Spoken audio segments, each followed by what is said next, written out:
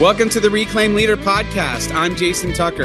And I'm Jesse Skiffington. We're two pastors in the trenches who are passionate about church health for greater gospel impact. We share the ups and downs of ministry, strategies that worked for us, and some that didn't. Best practices and practical tools for church leadership. The goal, to help all of our churches flourish. Let's get started.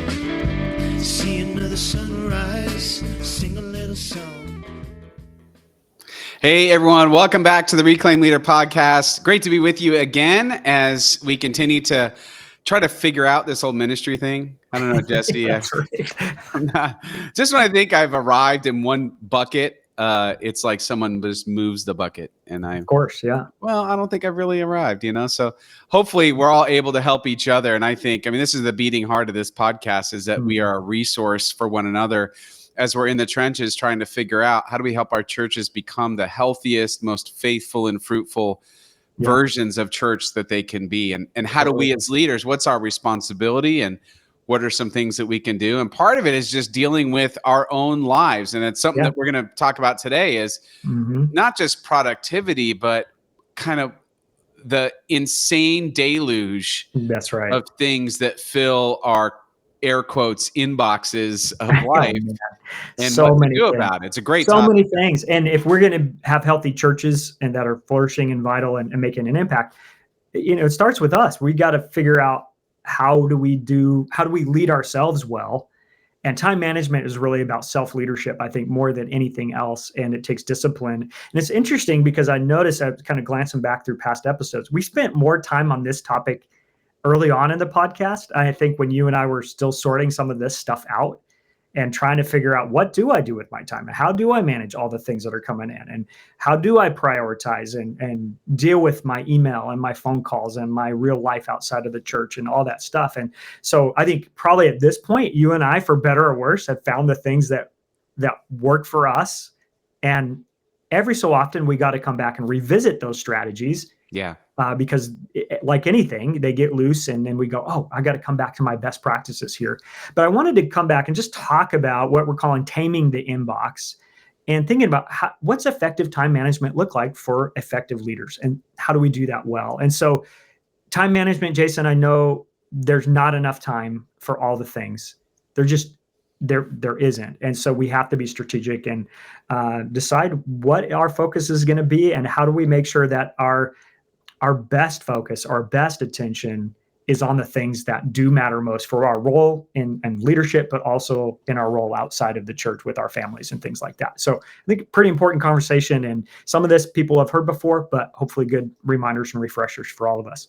Yeah, some of it's like squirrel, and you're like, there's like a million different things happening in church life, and it's so easy to find yourself overwhelmed or sort of out of alignment with where you feel like you should be spending your time. That's right. Or where the Lord's leading you to spend your time. And to me, that's the thing. It's when you allow other things to consume your time. And by the way, life happens, right? You're going to have hospital visits and funerals and all sorts of things that you didn't plan on. Yeah. But did you plan on the rest? Yeah. And I think that's the thing, is if you're not strategic in this area, time will start running you instead of you running your time, and it'll get flipped around. And if you don't have a strategy in place, there might be long stretches where you're okay, but then it's not going to take a whole lot to get you past red line to really spinning the wheels. And part of what brought this to mind is I've had a really crazy couple of weeks on the home front. We had some family health issues in our extended family, and some multiple things going on in the life of the church. Our key staff member is moving out of the area and retiring from the church. And I'm like, man, there's a lot. And if I don't think about and carefully manage my time, it's going to start managing me, and it's going to start to turn into a mess. And I'm not going to be as effective as a leader in this really crucial time. So we're going to talk about some of what you and I do, Jason, how we handle these things, and kind of, I don't know, what you might call like a 4-part thing, or kind of a couple things for us to be thinking about. And I would say the first thing is that there's always too much to do and not enough time. And so you just got to know that.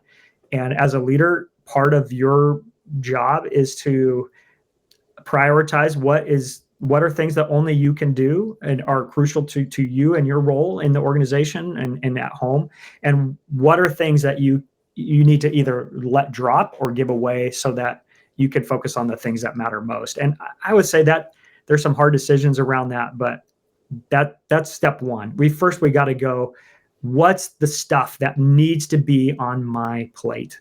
And how do I make sure I'm pushing other stuff off of my plate? Constant battle though, Jason, because our plates always want to fill back up, don't they? Yeah, there's as much work as you could ever possibly do, and it will never end. So Yeah. it's easy to overfill your plate. But that's really the question. It's like, what, and especially young leaders out there, Yeah. there are seasons where you're going to have things on your plate for a season. Yeah. But you got to make sure that when they're done, they're off. Like, for example, early on in our development of our contemporary service, we were creating a brand new culture. And I felt like I had to be the gatekeeper of that culture. So I would micromanage all sorts of things, including like, what did the slides look like when they went up? Lots of things like sort of quality control. But what was really more important was that I needed to find a way to train and hand those things off so that they didn't stay on my plate forever, because I knew that wasn't a healthy thing. So sometimes there are things on your plate that have to be for a season, but you just got to be really good about defining those things. And so that you know when to take them off as well. That's right. I would say, in my experience, more than 3 big things that we're working on, in addition to just our real life and ordinary leadership and getting a sermon ready and whatever, that's where I'm like, I can't have more than that. And 3 is probably maxing me out anyway. So 1 or 2 projects on top of just your normal routine is a lot. So a couple things we're going to get into. One, I want to first talk about multitasking. How do you feel about multitasking? I tend to be somebody who wants to focus, and I think there's sort of this myth that we can multitask and do our job well. I haven't experienced that to be true. And so when I'm budgeting my time and allocating time to certain kinds of things, I want to create pockets of focus on something specific, which means I'm going to turn off my email or different tactics to make sure that I'm focused in that time. So are you a multitasker or are you a focus guy? I'm a focus guy. It's not close. Yeah. So I'll shut down notifications on my phone. I'll put it in sleep mode. I'll put in music in my ears, and I'll just kind of go, go to the bat cave and just focus. That's right. Because I need to do that deep work. And a lot of people have heard about that, and books written about that, but I need to get into that deep work. But what's most important is I don't do well when I don't know what I'm going to work on ahead of time, but rather when I have a plan, this is what I'm going to work on this, then it's easy to get into the deep work. But if I'm like, I'm just going to set aside time for me to work on whatever. Yeah. It's not as good. And there maybe needs to be some flex time in our schedules where we can do that kind of thing. But I would say the cost of distraction or divided focus is that we're not our best in any of those things. And I'll just say, Thursdays tend to be Thursday mornings, particularly. I get into the office really early, usually about 7 before anybody else is here. And that's when I really try to dial in kind of the home stretch of my sermon, because I know that nobody else is going to be knocking on my door. They're, even though people know if my door's closed, they're not supposed to come knock on my door. They do it anyway, and I need that time. And right now that's what works with our schedule at home and in my life. So that time from 7 till about 9 is like focus time for the sermon. And I would say, I don't know what your experience is, but if I'm really into sermon writing mode and I'm focused and I'm just really discerning and praying and thinking and reading and pulling all the pieces together, if someone knocks on my door or my email pings or I get a text and I take my focus out of that and onto those things, it takes me a long time. Yeah. Much longer than the time it took to address that text or that email. Or just 2 seconds, they say. Just 2 seconds. Let me ask you a question. Well, it takes me 5 minutes or 10 minutes to get back to where I was in my sermon writing. So that little bit of distraction actually comes at a greater cost than just the time it took to be interrupted. And so I don't know if that's been true in your experience, but for me. Totally. How do you deal with, Jesse, that feeling? I know how I deal with it. I'm curious about you. How do you deal with that feeling of potential guilt that you're not addressing people trying to get hold of you during that time? I think it really, that's where you have to be clear on what what are the things that only I can do, and then really wanting to do those things well as an act of stewardship and faithfulness. And so helping other people to understand that on Sunday morning, when I get to the church early and I'm going through my sermon notes and getting my heart ready to preach and to share that message, whether it's a good one or not, right? That's the thing that God has given me to do today. So now is not the time to come ask me where the communion bread is that we were supposed to have or what. Like, so I think trying to help other people understand that this is important for all of us. This is the role I need to play, and helping people stewardship your time with you. And so with our staff, I'll even say, hey, can you guys kind of help me protect this time, because I want to do this well. So it is hard though, because we want to be accessible on all those things. But if you build in sometimes where you do have an opportunity to be interrupted, or people know they can, it's kind of open office hours time, I think that helps too. People go, okay, now is not the time, but Jesse's door is open right now, so let me pop in and ask that question. And if you build that into, then it gives people a sense of what is available. I think I heard a quote, I'm not sure who it was from, but it's something like, leadership requires presence, not just productivity. Yeah.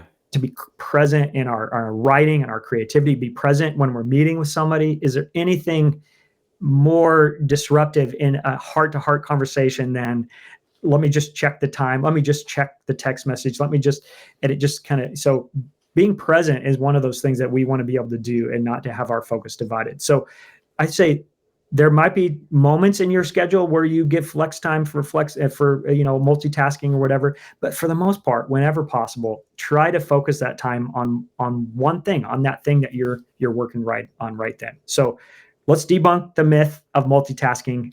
I don't know, at least you and I, Jason, we've decided that's not something that we're going to try to do. No, I'm just not as effective when I do that. Yeah. So I think, kind of circling back around to, like, if people want your attention during that time, I always say, as long as I'm clear about, hey, this is the time I'm not available, but here's why. Yeah. I'm working on this, and I need to really be all in on it. And most of the things that people need can wait. Yeah. And that's okay. And then I will pay attention to them soon. Yeah. And what's so cool about that is, so often the problem is solved by the time I come back around to it. I know, that's true. I was at baseball practice the other day. We're doing BP with the guys, and I got a call from one of our elders who's a part of our nominating team. And I was like, I'm sure he has a real practical, simple question about something with the process. But I chose not to answer the phone right then. Half an hour later after practice, walking home with my son, Will, called, and the problem had already been resolved in the 30 minutes because it went somewhere else and found the answer. So sometimes delaying can actually set some other folks up for success too. So the myth of multitasking, and I wonder if sometimes the fear for some leaders is that I'm going to forget, and if I don't do it now, I'm not going to remember to do it, or I'm going to not be as responsive as I want to be, or something like that. And that's where, so what do we do with our inboxes? How do we handle those, and what are our strategies? How do you and I do that? Keep track of all the tasks, all the things that need to get done, all the emails we need to respond to be faithful, because that is part of our role. We can't just hide from all that stuff. Right. So one way that Bill Palmer, who's kind of leadership mentor for me a number of years ago, he talked about creating multiple inboxes and then some expectations around your responsiveness. And so what did he mean by inboxes? Well, anything that's coming into your life that you're going to need to deal with needs to go into an inbox of some kind. So for Bill, his car was an inbox. If he got a letter, he got a whatever, he would just throw it in his car, and he knew that it was safe. It was there. Like, he could go find it again, right? For me, I have this, leather shoulder bag that I've had forever that's now falling apart. If I get something like that, a piece of paper or someone's email address or a business card from somebody, it goes in my bag because I know it's safe in there. And I know that I'm going to come back at the end of the week and get all those things out and deal with them. Same goes for email, phone calls, any of that stuff. The nice part about email these days, you have a history. You can archive things, you can save things, and all that. And you're going to create a strategy for how and when you're going to deal with all your inboxes. I have another inbox on my desk. I don't leave anything on the surface of my desk. It all goes in this drawer right here. Maybe you can hear it opening and closing. It's my inbox drawer. And I just sweep everything in there. Receipts, whatever else needs to be dealt with. because I know at the end of the week, I'm going to come back around and everything's going to get addressed. I'm not going to miss anything. Does that make sense? We're keeping track of everything, and we know it's safe, and we know we're going to come back to it, but it doesn't mean I have to disrupt my focus to deal with it now. Yeah. So how do you do that? Well, with a text message, I would say for me, sometimes it's jotting down reply to Jason's text. I'll forget text messages because I'll have 10 and then I'll forget to have responded, or I'll have typed a half a response and then gone to somebody else's text message and then I thought I sent it and stuff like that. So those go on like a to-do list, like essentially a come back to inbox list. So working hard on keeping all those things in your inboxes, whether it's email, your phone, your drawer in your desk, a bag, your car. And then what's going to be crucial is at the end of your week, you're going to actually come back and address all of those things. Either you're going to schedule them into the next week. I'm going to follow up with Jason next week via phone call. Oh, actually right now, this is going to take 2 minutes to text him back. So I'm just going to go ahead and get that done. So that happens for me during a weekly review process. And I'll talk about that next. But how do you handle your inboxes? I know you have a million things coming at you too, calendaring and all that stuff. Where are your inboxes, Jason? Yeah, very interesting. So I'll say that these are my primary inboxes. Okay. One is my to-do list, which sits kind of right here on my desk. I make it every Monday morning for the week. I've got like my top 3 things I need to get accomplished. I've got a list of categorized things according to different areas that I'm got going on. And I have a weekly schedule of appointments. And what happens is, and actually I'll lift up mine right now to sort of show you, is I add a bunch of things and either I handle them or they make it to the next week's list. So I just write over it. And this is an inbox for me because this has pretty much everything. And I address it weekly. I think that's the key, addressing it weekly. And I'm going to talk about strategies for that. You mentioned one. So we call that the week startup, where you kind of get clear on what's coming up. And I do one called a weekend review, not weekend, but I look at the past week and what am I going to bring forward in the next week? And so I do some of that next week's calendaring ahead of time. But yours is really fancy and cool. Mine look like this. Okay. Nice. That's what mine look like. Okay. So it's not a fancy thing, but what's nice about inboxing is if you do this and you do it well and you keep it, you can have peace of mind that you're not missing stuff. Yeah.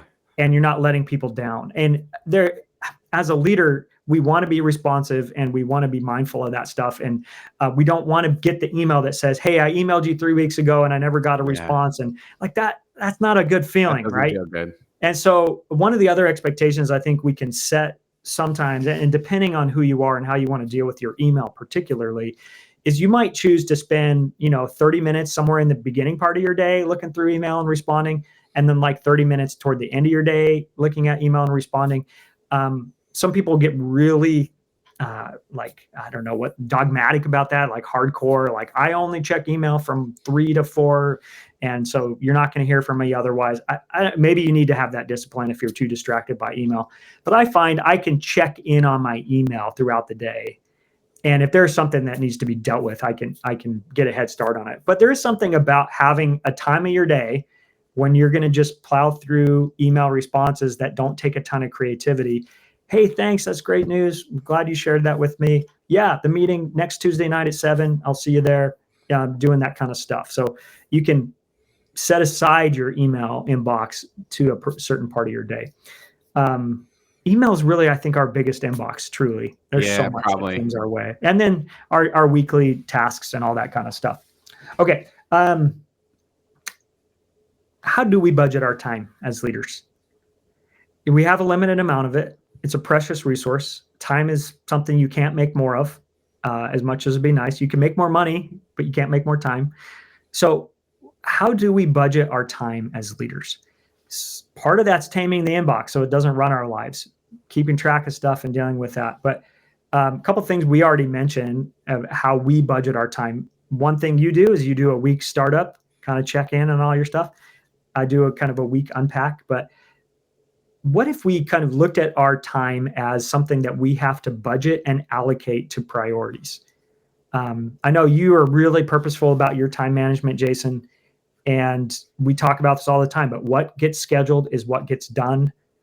If you don't block time out for certain things that are really important for your calendar, other things will take that time away, will steal it. So what's your strategy for budgeting your time as a leader? Yeah, for me, it's what are the most important areas Mm-hmm. that I need to work on each week, and where's my best energy, Yeah. like my actual energy in the day. Mm-hmm. And so things like sermon writing and leadership meetings and really important high level stuff Yeah. that gets scheduled way ahead of time. That and my days off and time with family all get scheduled first. Mm-hmm. And so, for example, Thursday is my sermon writing day. I have I take no meetings on Thursdays. And if I do end up needing to do a meeting, it's going to be later in the afternoon or night. And I know exactly what I'm giving up, when I do it. Yeah. You know the This cost. actually, Yeah. this actually puts me at peace because Mhm. every week I'm not wondering, when am I going to work on my sermon or Right. when am I going to, Absolutely. I Yeah. know the day. So I'm not freaking out. I know Monday I'm looking at the scripture. Wednesday I'm doing some research, and Thursday I write. And I know that's how I'm going to spend my time. So I'm not all anxious about when Yeah. it's going to get done. And you know that you've prioritized that as one of the primary things that you, as the primary communicator in your church, it's a priority in your time management, and it's important. It's urgent, but it's also important. It's vital. I love that you talk about protecting your time off. If you schedule it and you block it out in your calendar, as somebody the other day, it was actually an elder that was like, "Hey, I know Monday's your day off, but," and he actually stopped himself right there and said, "Actually, never mind. It can wait till Tuesday." And I appreciated that. But there have been times in the past where let me just stop you right there, Yeah. because I need to protect that time. It's important. And if we let other things infringe on it, we're going to pay the price. So thinking in terms of what's important, what is the priority, what goes first on your calendar, and then kind of backfilling from there. And I know you create some blocks of open time where people can schedule meetings. I do. I think Yeah. that's really wise. Over the years, I've kind of flipped back and forth between that strategy and just creating an open office hours time where somebody can drop in if they want to. I tend to have a pretty open door policy with staff, other than the times where I'm like, you cannot interrupt me here, on pain of serious consequences or whatever. Whatever. But really budgeting your time, thinking about that. And sometimes it's just going back and doing like a zero-sum budgeting again. Take everything off your calendar and then put stuff back in there in order of priority, and begin to see. And I would say too, the inboxing stuff is related to that. You're taming in your inbox so that you've carved out time in your day and time in your week to check all those really important things off. Time where you're going to address emails that are coming in, time where you're going to do the tasks that are kind of important in the life of the church, or even urgent things that come up. But you're going to do it in such a way where that inbox is no longer running your life.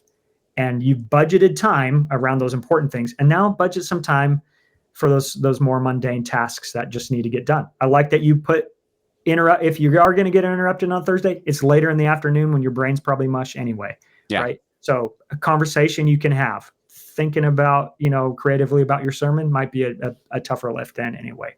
Yeah. So, and I'll say this too. This isn't just for, I would say, mid-sized or larger church pastors. Yeah. Because I think, having been a solo pastor of a small church Mhm. at one time, I would think, well, this is really for a programmatic church. You got to really worry about your time. There's a lot more people.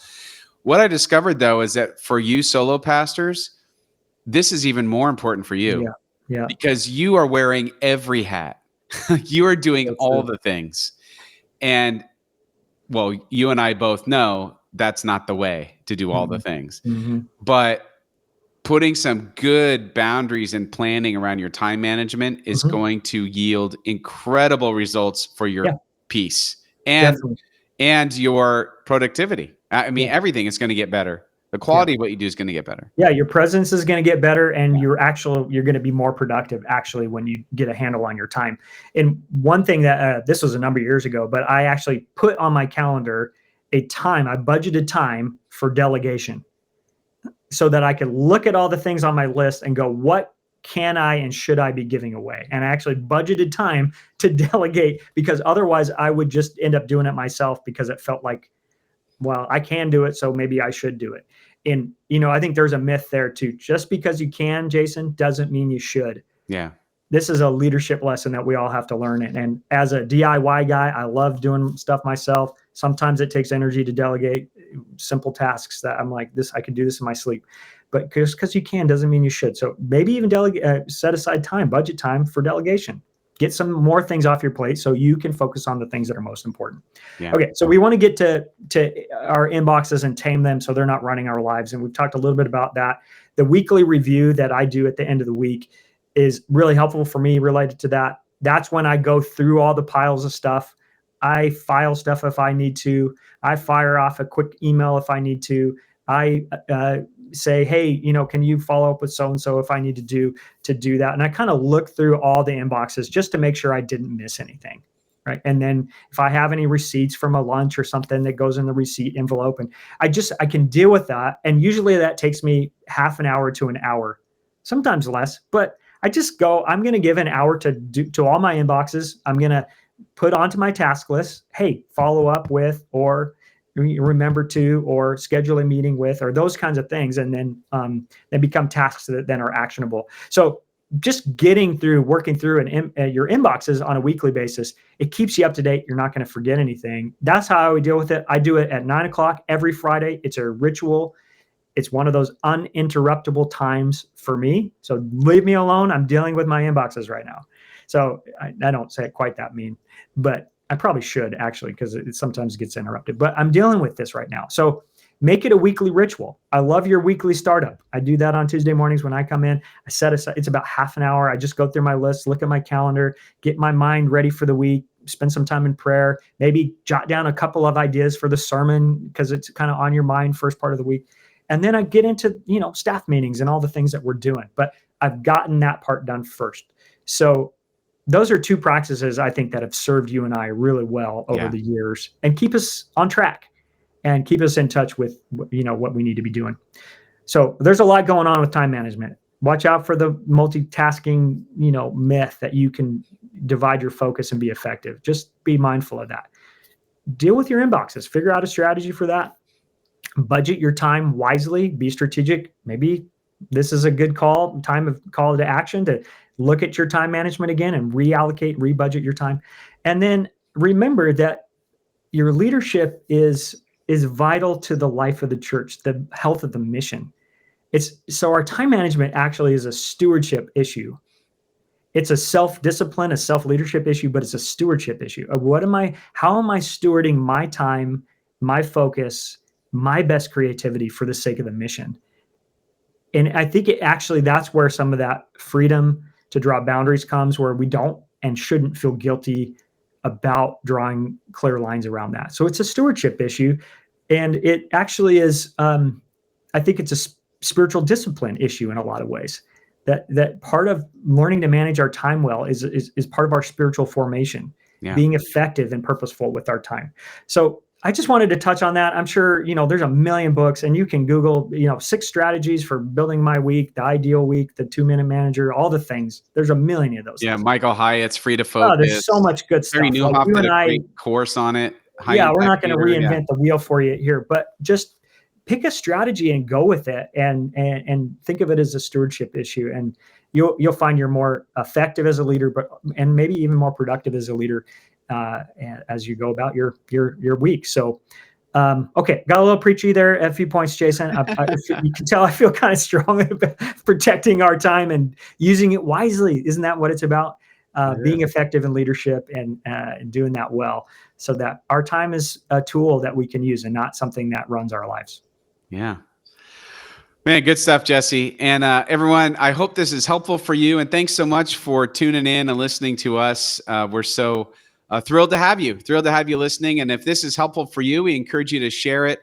Leave us a review on our where you leave reviews, where you get your podcast. And, we'd love for you to share it with your colleagues. And it's something that we just want to have as many churches possible be as healthy as possible. And if we can help in some way, that's what we're trying to do. So yeah. I encourage you to listen to us on 2 times speed. Budget. we're great on Budget. 2 times speed. Budget it in, because it's worthwhile to have some leadership conversations, right? That's right. Well, hey, we got some great interviews coming up in the next couple of weeks. So I want to encourage everyone to tune back in next week. And I think you guys are really going to like these interviews that are coming up. So, man, as we get ready to sign off, reach out to us anytime, Jason or Jesse at reclaimleader.com.